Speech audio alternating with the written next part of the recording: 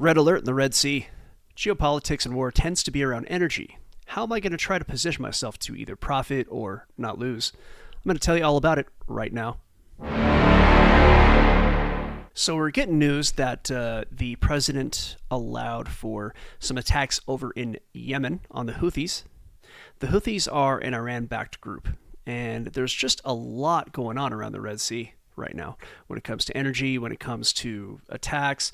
Now, Yemen has been the main theater of conflict between the Saudis and the Yemeni for quite some time. In fact, the Saudis were using a lot of U.S.-built tech, U.S.-built machines, and other U.S. and allies-built machines to try to fight the Houthis in Yemen, and were not able to stamp them out. Now, the Yemeni are particularly, or at least the Houthis in Yemen, are particularly well-positioned to cause problems in the Red Sea. And if you look at the map here, you can see we have the Red Sea right here, right? And then we can zoom in right on Yemen. And of course, now we have a lot of our ships out in the Red Sea. And where does a lot of oil come from and go through? Right through here. Right through this area, right? And that's the door. Gosh, what's the name for that? The Bab al-Mandab Strait. Bab al-Mandab Strait. Okay, I think it translates to door of some kind. I've forgotten which. Forgive me, I do not speak Arabic, and also forgive any bad pronunciation. So this strait right here seems to be having a lot of problems. Now, there's some other things to look at. Of course, you have a lot of oil coming from Saudi Arabia and elsewhere in the region. Of course, at the end of the Red Sea is Israel. A lot of conflict there right now. And the Suez Canal is right here at the top. Now, the Suez Canal, the British lost control of the Suez, in the 50s. And right now, it's going to be a problem to get ships through there if you are not someone who controls it. And the U.S. and the West and Israel do not control the Suez, right? So what we have are Houthis who are now causing a lot of problems for ships in the Red Sea. We had an oil tanker seized. Now, overnight, we had the president of the United States, Joe Biden, authorized attacks on the Houthis. Here's an article regarding this. Houthis undeterred after U.S. coalition pummels over 60 targets with Tomahawk missiles and airstrikes. The Thursday night, let me zoom in on this just a little bit so you can see it a little bit better. Thursday night, U.S. and U.K. led major strikes on Houthi-controlled areas of Yemen while posing a significant risk for escalating the Gaza war into a regional conflict, still apparently have not deterred the Iran-backed rebel group's resolve to attack Red Sea shipping and even Western naval vessels. Houthi spokesman Brigadier General Yahya Saree released a videotaped address saying the American and British enemy bears full responsibility for its criminal aggression against our Yemeni people, will not go unanswered and unpunished. I think he means unanswered or unpunished. Houthi sources have tallied over 70 strikes across the 5 regions of Yemen, indicating that at least 5 people died in the attacks. The Pentagon indicated over 100 missiles of a variety of types were used, blah, blah, blah, blah, blah. Okay, so they're going to say, okay, we hit this, we hit that. Now, some think that this attack was rather belated. There are some interests that are international, we could say perhaps coming out of the city of London, who are losing a lot of money. They're losing a lot of money in insurance premiums. They're losing a lot of money just simply in confiscated vessels. They're losing a lot of money having to ship all of their energy, especially around Africa, around the Horn of Africa, I believe it's called the Cape of Good Hope down to South Africa, to get the oil across the ocean. Okay, this is causing massive amounts of extra everything, extra fuel for the tankers, extra money for the shippers. And on top of that, you have now a lot of naval assets in the area that are trying to protect these ships, and they're stretched far too thin, and there are far too many of the Houthis who have the ability technologically to take these ships down. So it's a very dangerous time, and it's causing massive escalation in the future. If this continues, will cause massive escalation in oil prices. Okay, so when oil prices go up and energy goes up in general, you see an escalation in everything. And already, because of having to go around the entirety of Africa, you're seeing a massive hike in prices. Now, it's not really affecting energy going to Asia. And as a matter of fact, you might find interesting that the only that I know of military base that China has outside of China is right here in Djibouti, right up in Djibouti. And it's right here at the front of the Red Sea. So I'm wondering if the Chinese vessels, or the vessels going over to China, or any of China's allies are having a problem, or if it's only the U.S. vessels, and I pretty much know the answer to that one. So at this point, what's happened is it seemed, and they're saying, by the way, the Houthis, this is in response to Gaza. Okay, at this point, I think the only way to stop this problem is for hostilities to end in Gaza and for a few other things to change. And honestly, it might be this is just the takedown. This could simply be the takedown of the Western control over oil, or so on and so forth. And the only way out of this, if you ask me, is going to be a ramp up of oil production in the United States. And I don't see any reason for this to end, but I do not have information from on high. So if any of this ends, then of course things might change. But for the moment, it seems as if the United States is willing, at least for now, to continue to support Israel in what's happening in Gaza without stopping that support. And as long as that continues, then you're going to end up with, this kind of spread of issues, this choking off of money made by very important people, and also causing prices to go up around the world. Now, it hasn't hit the markets yet. We're going to look at the markets, but one more thing to show how coordinated this may be, and I'm only saying possibly, is we got to look at the Horn of Africa, which we can see right here. I'm going to actually use another map here. The Horn of Africa is this green, the Somalia basically, right? And if you look at it back on this map, there are some issues in Somalia now. Okay, so now Somalia, you remember Mogadishu, Black Hawk Down, all that. Very important area, of course, all related to shipping lanes. And that's really what the Navy is meant for. The Navy is meant to protect interests, right? It's been used in wars. It's used right now, of course, to ship munitions to where we might fight wars. But in reality, the Navy was made to protect business interests, okay? So right here, though, we have a new issue.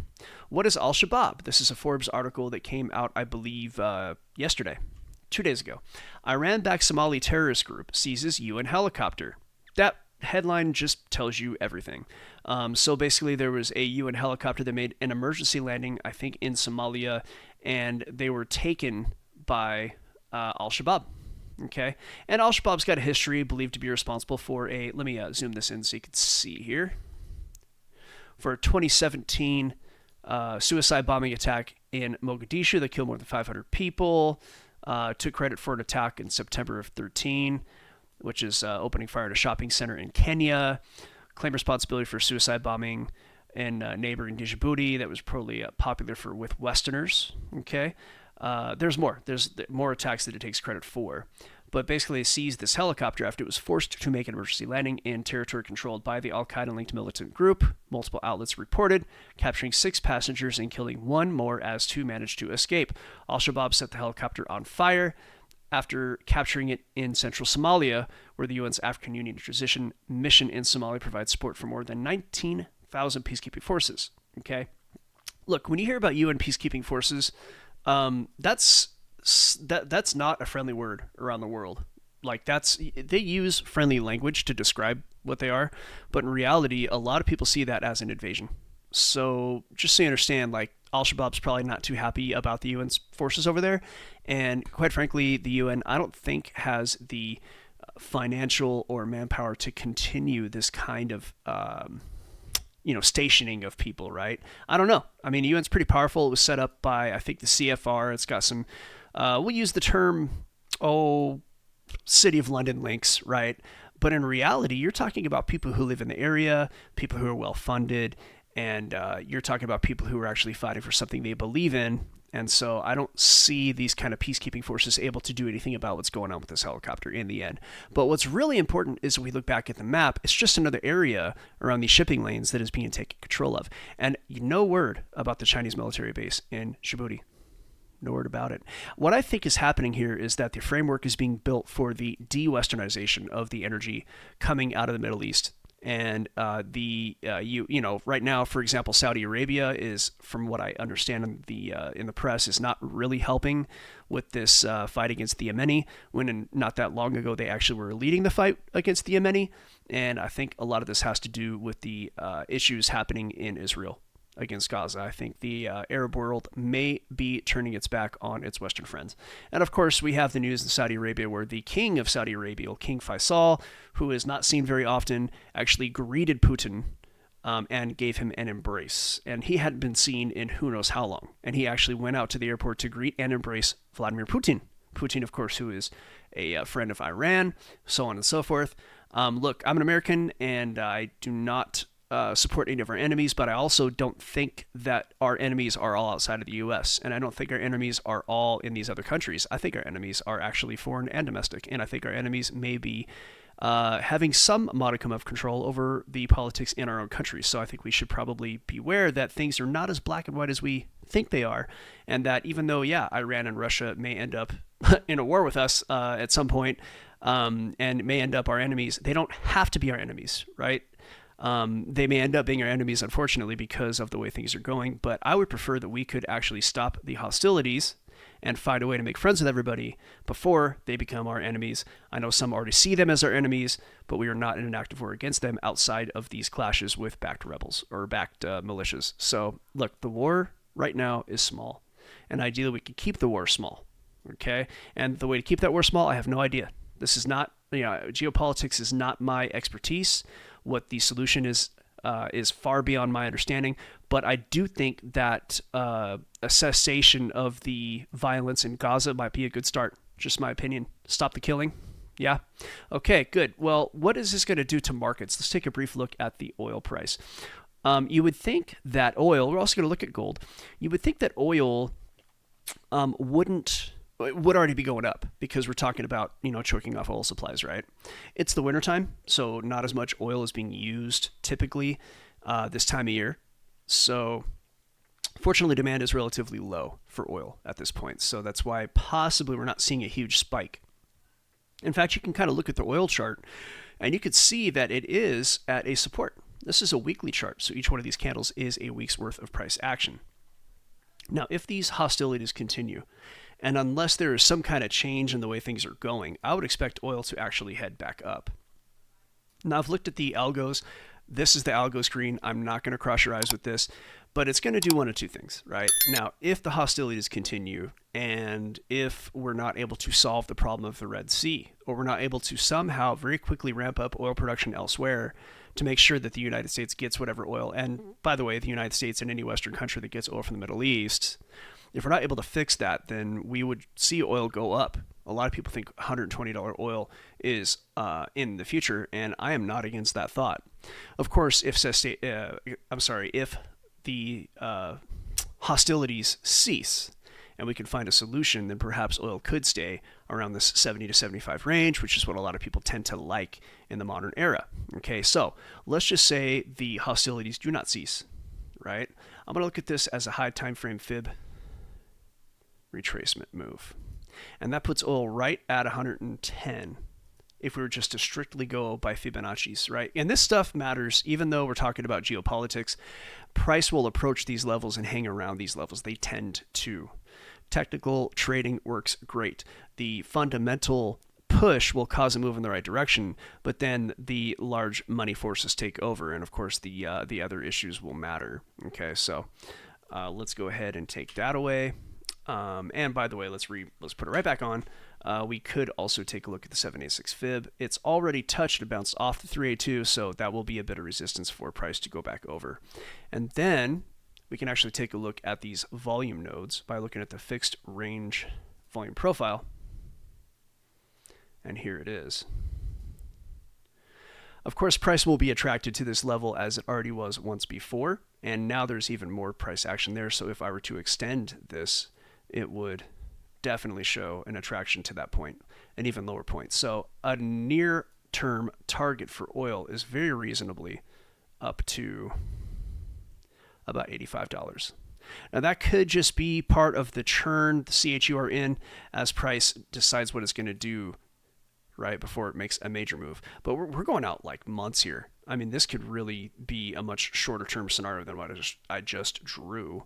So let's go ahead and have it like this. You'll see it before the end of the month maybe, or we'll see what happens. We'll see how quickly the hostilities are dealt with one way or another. Now, being as that may, the area above that sitting around $89 is pretty tough to break, and so is the area above this $95. But if oil can make its way up, then, let's just say it just kind of pulls one of these moves. I would say that $112 oil is pretty reasonable.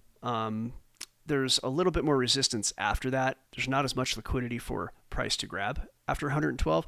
But if hostilities really are pushing oil up, then yeah, you could see oil perhaps do a pullback, who knows, whatever it does, and then make its way up to 120. Extremely reasonable for this to happen, and this puts it about a year out. Some think that World War III has started, that Ukraine was the beginning of it. Who knows? I mean, these things are looked at by history, and then they're kind of judged by history as to when this started, when it didn't. But this is what I'm looking at with oil. Now, I think a better look at the way the world feels about the hostilities is actually with gold. Now, if we look at gold, what happens is while hostilities are happening, gold goes up. That's usually how that goes because gold is a safe haven over time. Now, of course, while gold is, while everything else is falling, if the whole market is falling, then people will sell their gold positions and gold will fall. But in the end, gold, if you look at the past, has gone up over time very nicely. 2016, gold is at $1,000. Now it's at $2,000. It's doubled since 2016. Since before the GFC, before 2008 and everything fell apart, back in the year 2000, right after 2001, 9/11. One could say that the gold market knew that this big war was coming because 9/11 was like right before this. 9/11 happened right here, September 11th, 2001. And this is the beginning of this big move up. So, it seems to me that by the price of gold, the world knows what's coming, right? In fact, when 9/11 happened, I got a call from my mom. I was at university and I was actually out of university. I couldn't afford it. I couldn't get the loans. And that's a very long story. I ended up getting the loans after that and working 3 jobs. But my mom told me, she says, you need to get back in school. This is the beginning of World War III and you're going to get called in on a draft, right? Well, fortunately, that got held off and I'm much older now. Now you all pretty much know how old I am. However, her statement may not have been untrue. This 9/11 could have been the beginning of World War III, just not in the way that we all thought. Because look at gold. Gold went from $260 now nearly 10 times what it was at that point. And gold is the safe haven. Now, this is probably more a reflection of the devaluation of the dollar than it is of an appreciation of gold, right? Gold's gold. It doesn't change. The dollar changes. Either way, that's still extremely important. Now, on the short term, this is on the weekly chart. We're a very high time frame, but I'm going to go, first of all, cross your eyes for a minute because the chart's going to look crazy. And then I'm going to go to the very low time frame. We're going to look at the 5-minute time frame on gold. Now, excuse me. Actually, we're going to look at the 30-minute. We want to go back to when these attacks happened. This was we're going to go back to October 7th when Israel started, because a lot of people think, and I agree, that this is the kind of the next stair step up to the next part of the war, if you will, right? And so that happened right here, October 7th, with the attack on the concert by Hamas. And of course, gold went from 1,800 all the way up to 2,140. So you're talking about $350-ish dollars. So that's going to be that's a lot. So we see 3 into 18.6. So that's like a good 12%. Bigger than that, 18 to 21, 3 into 18 goes 6 times. Yeah, that's a good higher than 12%, probably 16% up very quickly from October to December in gold. That's light speed. It's 2 months. That's a big number because that's a reflection of the dollar, really. The dollar devalued. I mean, one could say, in a very real sense, based on gold speculation, the dollar took like a 15% hit in that 2-month period. Now, obviously, that is a very simplified statement. I would not say that, but it could be true in a certain way. But we're not going to go into that. That you're starting to get philosophical at that point because things are valued very much more complexly than simply one, gold against the dollar. But it could be looked at that way. It's just a lot of people might see it that way. Perceptively, it's that way. In this case, you've got gold spiking up in the last, say, since January 11th, from $2016 up to $2060. That's $50. which is 5%, I believe, at this point, right? 5, or is that 2.5%? Now, 2.5%, that's big in gold to happen in a day. That's light speed. That's huge because gold is so financialized. Look, gold right now, if it goes above 2150, that was an all-time high. That happened in December as a result of, many think, of course, no one really knows, but many think it's a result of Gaza. Gold broke all-time highs because 2075 was the all-time high, and now it's reapproaching that. And I'm going to tell you right now on a higher time frame with gold, my prediction, or at least my temperature check with gold, right? Like what it means if this thing happens. We had a break downwards from all-time highs 3 times. 1, 2, and 3. Okay. We had that break downwards 3 times starting back in 2020. Now, 2020, pandemic, George Floyd, a lot of social unrest. And then you had it pierce again in 2022. And that was right after the beginning of Ukraine, right? And then you got 2023 piercing right after this Gaza, okay? Look at this. I mean, this is a whole new move up. The actual range that gold is holding right now, if you look at this range, it's above the all-time high that we had seen for years. Well, I mean, this is uncharted territory almost. And if gold, let me tell you this. Let me grab my, look, I'll tell you, gold is being held down, right, artificially by the COMEX. And it's a long story, but it's being held down by paper trader. But the problem with the COMEX is that some think that it does not have the ability to hold gold down anymore because it just simply does not have the physical gold to do it, because it is supposed to have the physical gold. The COMEX denied physical gold settlement quite some time ago. So if you win a trade on the COMEX and you want to settle in physical gold, that is no longer possible. Okay. So what does that mean? That means maybe they just don't have the gold. They can elect, under whether it's under force majeure or not, they can elect to simply settle in cash, and that indicates that they don't have the gold. The Shanghai Corporation is actually doing about 100 times the volume. I understand on the daily than this. Now that's a statistic I got from somebody else. I did not read that, but I do believe that that's probably to some degree true, if not all true. Might have to fact check that one, and I hate that term fact check because it's such BS. Anyway, if gold were to break above this high and start kind of bouncing like this and do so for, like, I'd say several months, we're definitely looking at the beginning of the end. And in a sense, it's already doing that now, right? Because it's doing that above its prior highs, but it is developing a range. So I would say if it does anything that looks like what I just drew, and it really stays, especially if it stays above the top of this blue box, that's a big indicator that the entire world is about to change, okay? I would be looking at gold, I would be looking at oil, and I would be pretty much long on these things. Now, gold's tricky because it's at a peak here, right? So if gold, in order to pop above this, there has to be a lot of energy, and quite frankly, I think there has to be permission from the powers that be, because I imagine right now, Shanghai must be cooperating to keep gold below this kind of top that it's built, right? I imagine they're cooperating. If the COMEX doesn't have the ability to force that down, there's got to be some kind of cooperation. So if you see this, though, then I would say things are about to change drastically. So what do?